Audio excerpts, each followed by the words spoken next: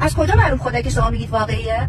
چون قرآن گفته. از کجا معلوم قرآن درسته؟ چون محمد گفته. از کجا معلوم محمد راستشو گفته؟ از کجا معلوم محمد از خودش در نیاورده؟ چون تو قرآن اومده. از کجا معلوم قرآن درست میگه؟ چون خدا گفته. خدایی که معرفی کرده قرآن. قرآنی که آورده محمدی که معرفی کرده قرآنی که گفته خدا. سلسله تسلسل حماقت رو می‌بینی؟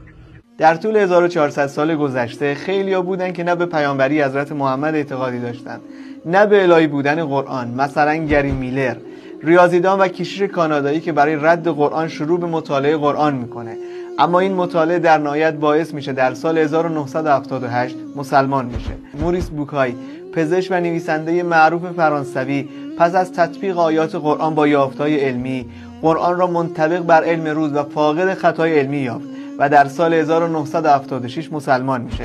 جفری لنگ، ریاضیدان آمریکایی، با مطالعه قرآن پی برد که این کتاب کلام بشر نیست و در سال 1982 مسلمان میشه. جوئل ایبارد، محقق بریتانیایی و رئیس سابق دانشکده سلطنتی کرانوول، با مطالعه قرآن در سال 2005 مسلمان میشه.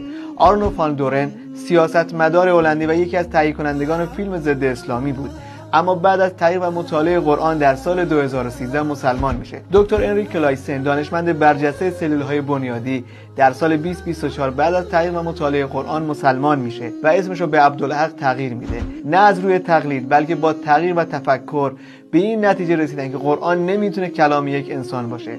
قرآن مثل آینه‌ایه که هر انسانی اگه با انصاف به اون نگاه کنه نور الهی رو در اون میبینه. حالا ما حرف شما رو قبول بکنیم یا حرف متخصصین و دانشمندان غربی که با مطالعه قرآن نه از روی تقلید ایمان آوردن که این کلام بشر نیست و مسلمان شدن؟